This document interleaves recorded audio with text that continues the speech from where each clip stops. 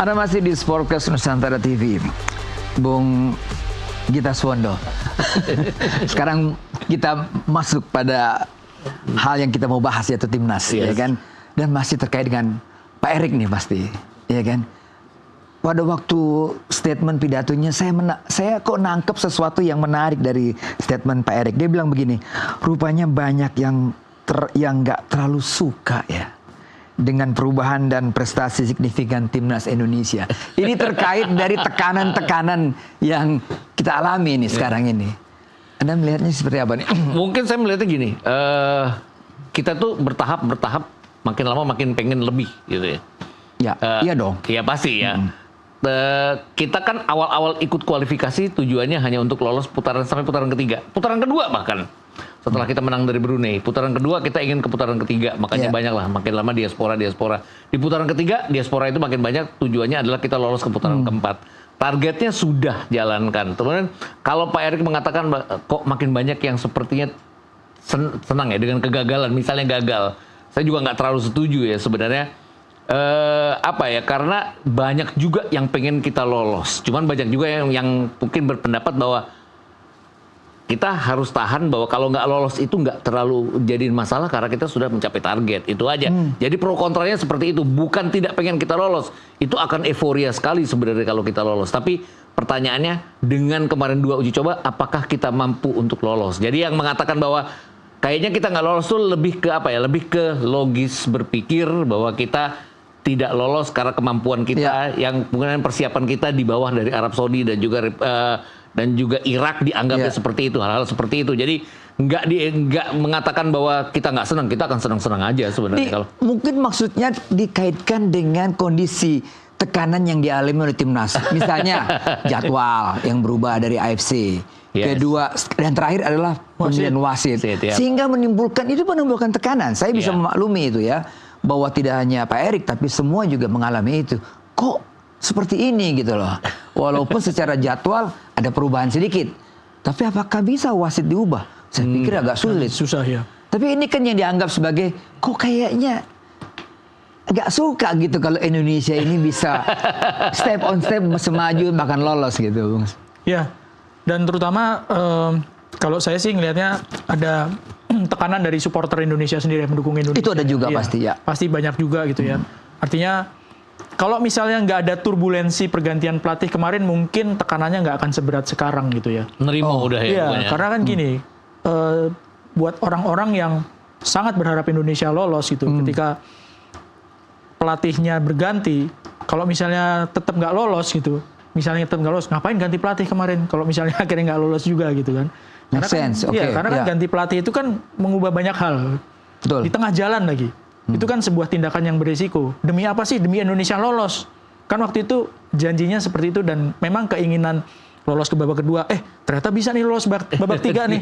Oh, ternyata ada peluang nih lolos babak 4 gitu. Di tengah-tengah ganti pelatih dan ada turbulensi seperti itu. Saya pikir itu yang membuat salah satu tekanan itu juga cukup besar gitu ya. Kalaupun misalnya tadi Mas Gita juga sudah bilang, kalau misalnya pelatihnya itu nggak ganti terus akhirnya nggak lolos gitu. Ya udah gitu, kan nggak ada turbulensi di tengah-tengah itu gitu, nggak ada pro kontra di tengah-tengah perjalanan itu, nggak ada pro kontra gitu. Ya udah memang nggak lolos aja. Kalau misalnya lolos, siapapun pelatihnya pasti akan wangi namanya gitu. Mungkin juga lebih ke ini ya, bahwa ada kontroversi itu karena ada ini ya, defense juga dari federasi ya. Kemarin waktu kita tidak memuaskan hasil melawan Lebanon, walaupun kita menang lawan China Taipei kan seperti ada yang mengatakan bahwa ini kan baru mulai, tidak banyak waktu bagi pelatih sekarang untuk melatih tim, untuk menerapkan uji coba tidak banyak. Ini yang membuat kok kayak defense, karena namanya tim nasional kan tidak harus uji coba yang berkepanjangan. Tim nasional dimanapun kan kumpul setelah liga berakhir ya. Defense seperti ini yang membuat masyarakat jadi kok kayak membela sesuatu yang sebenarnya dianggap tidak bagus. Patrick Kluivert kan sementara ini dianggap kegagalan 1-5 lawan Australia, kegagalan 0-6 lawan Jepang. Tidak bikin sebuah perubahan yang berarti pada saat lawan Lebanon itu kan dianggap sebagai sebuah sebuah kegagalan bagi belum keberhasilan bagi Patrick Kluivert. Itu aja kenapa kemudian banyak tekanan ke PSSI. Walaupun sebenarnya saya yakin supporter itu sangat mendukung kalaupun kita nantinya berhasil mengejutkan lolos ke putaran final Piala Dunia. Yang kita bicarakan adalah tekanan yang keputusan dari FIFA atau AFC. Ya kan, ada beruntut kan, dari mulai host yang berubah, kedua mengenai jadwal itu pun masih diubah sedikit, dan ketiga nih wasit. Menurut Mas Erwin, ini berpengaruh banget ya buat kita. Ya mau nggak mau apa ya, harus get used to ya, harus benar-benar ini kan belum main aja udah kayak gini gitu kan ya. Tekanannya sudah seperti itu dan beruntun gitu kan ya. Iya. Bagaimana nanti kalau main di sana, bagaimana let's say pelayanan panpel seperti apa ya kan, pengamanan seperti apa, ketika bermain seperti apa, Iya. bagaimana kita latihan di sana seperti apa, pelayanannya itu kan harusnya udah tergambar sih ya. Belum main aja sudah seperti ini tekanannya, dan benar-benar harus mempersiapkan secara non teknis sih. Kalau teknis ya oke lah, siap semuanya itu, tapi non teknisnya seperti apa? Waktu menghadapi Bahrain, waktu menghadapi Irak di Basra, Iya. itu kan juga sebuah pengalaman sebuah pengalaman, tekanan-tekanan terutama non teknis. Iya. Dan Indonesia kan sudah punya banyak cerita gitu menghadapi kendala ataupun tantangan non teknis kita yang menghadapi tim-tim dari Asia Barat ya. Jadi faktor non teknis semuanya udah siap lah pasti ya. Iya. Tapi kan kita berdasarkan pengalaman ya, ketika kita melawan Bahrain dipimpin oleh wasit yang kita anggap wah bias banget, ya kan? Itu kan banyak pengalaman-pengalaman yang muncul lagi ketika akan menghadapi putaran keempat. Gimana? Secara pemain mungkin dengan level tinggi seperti Jais dan kawan-kawan, mungkin nggak terpengaruh ya masalah seperti itu, atau gimana? Enggak, harusnya tidak ya. Tapi gini, kita kan kalahnya lawan Australia, lawan Jepang yang kita benar-benar kalah telak. Kalah telak. Ya, lawan China kita kalah, tapi kan sebenarnya itu karena kesalahan lebih kesalahan strategi yang kita kalah di kandangnya China waktu itu.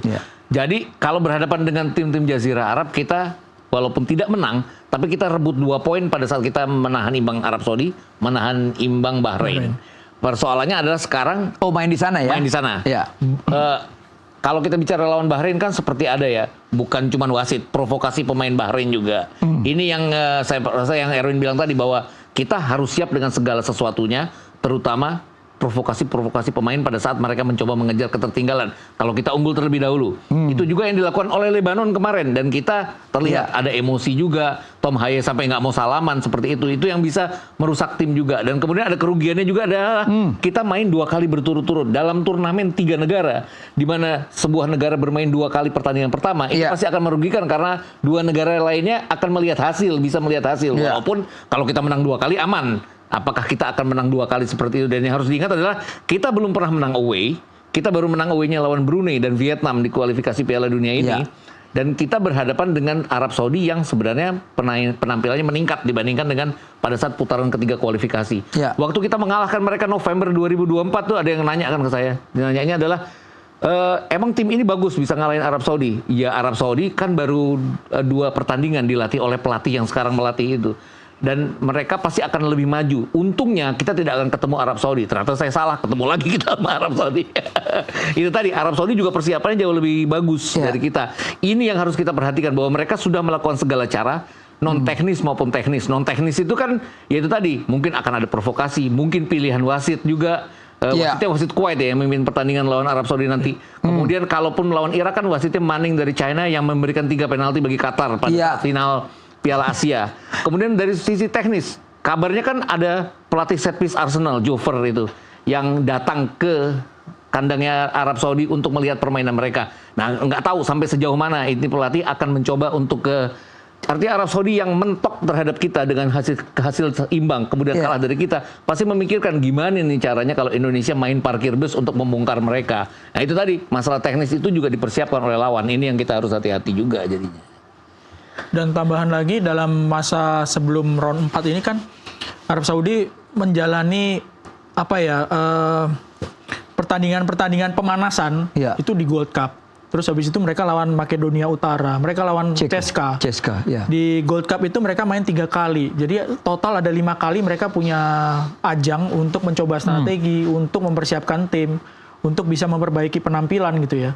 Jadi memang selain menjadi tuan rumah, secara teknis itu mereka siap sekali dengan pelatih Renard yang menurut saya bisa membuat Arab Saudi tampil jauh berbeda ketika tampil di babak ketiga ya. Dengan lawan yang lebih bagus dari mereka ya. Iya, semuanya. Dia cari lawannya pintar juga. Nah, Indonesia lawan Kuwait aja batal, Kuwaitnya nggak jadi datang.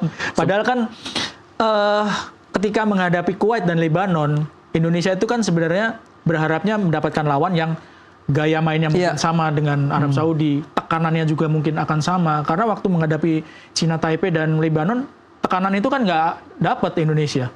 Padahal waktu menghadapi Arab atau Irak nanti di round 4, sangat mungkin kita akan bermain di bawah tekanan gitu. Nah di pertandingan uji coba lawan Chinese Taipei dan Lebanon kan nggak ada itu situasi seperti itu. Jadi ya berharap aja bisa mengulangi. Paling tidak di pertandingan pertama bisa nahan imbang 1-1. Waktu itu Rakanar dulu yang cetak gol kan. Betul. Tapi ya itu tadi bahwa menjelang round 4 ini justru Arab Saudi memiliki persiapan teknis yang sangat baik. Mungkin ada sisi untungnya adalah mereka tidak akan bermain di belakang kayak China Taipei maupun Lebanon ya. Yang Lebanon terutama. Mereka kan lebih main terbuka kan. Iya, mereka tidak akan 6 pemain langsung bertahan pada saat diserang, bikin tembok seperti itu. Tapi ujung-ujungnya adalah kita juga akan mengalami apa yang kemarin kita dianggap berhasil dengan 2 center back. Ini hati-hati dengan main 2 center back. Arab Saudi kan punya pemain-pemain yang bisa melakukan tusukan-tusukan yang lebih bagus. Mereka November 2024 itu kalah di GBK ya lebih karena strategi mereka belum jalan saat itu. Sekarang kan mereka di Gold Cup kan lawannya Meksiko ya kalau nggak salah. Ada Haiti, Amerika, Meksiko, Amerika ya. Terus Makedonia yang sekarang lagi mimpin grup, CSKA yang juga lagi mimpin grup ya. Ini yang harus kita waspadai. Iya, ini wasit yang mimpin. Wasit utama, hakim garis 1, hakim garis 2, wasit keempat. Dari Jazirah sana semua. Dari semua. Abdullah Jamali untuk VAR, Abdullah Al-Kandari juga dari Kuwait ya. Yes. Semua dari Kuwait. VAR-nya siapa ya? VAR-nya juga dari Kuwait ini. Oh. Abdullah Jamali. Semua komposisi dari wasit sampai VAR adalah Kuwait. Ya. Dan mereka kasih wasit yang bukan dari Asia Barat itu ketika pertandingan Irak lawan Indonesia gitu. Kenapa nggak waktu lawan Arab Saudi lawan Indonesia gitu.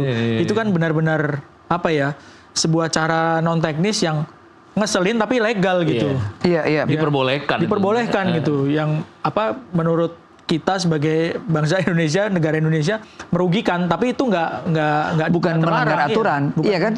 Yang tidak diperbolehkan adalah wasit di mana dia adalah warga negara dari 2 tim yang bertanding. Tapi sebenarnya legal-legal aja itu tadi persoalannya. Sama aja lah dengan kalau kita selalu mempermasalahkan injury time 90+6 lawan Bahrain. Kan? Itu lebih dari 90+6. Tapi kan banyak pertandingan-pertandingan yang juga halnya seperti itu terjadi. Ini artinya kita benar-benar harus konsentrasi sampai peluit panjang dibunyikan. Itu yang benar-benar kita harus lakukan di 2 pertandingan melawan Arab dan Irak nanti. Jangan ada excuse bahwa di sana tambah waktu karena ya kalau hasil sudah jadi ya nggak akan dianulir lagi hasil itu. Kalau perlu harus konsentrasi sampai masuk bis mau pulang. Karena faktor non teknisnya kan hotel kita dipindahkan. Artinya kita nggak menuruti hotel tunjuk oleh panitia, ya kan? Mungkin juga pengawasan segala macam itu juga. Tapi supporter kita dibatasi nih. Iya, dibatasin tiket ya. Ini kan signifikan untuk supporter ya, karena kita banyak sekali supporter kita di sana.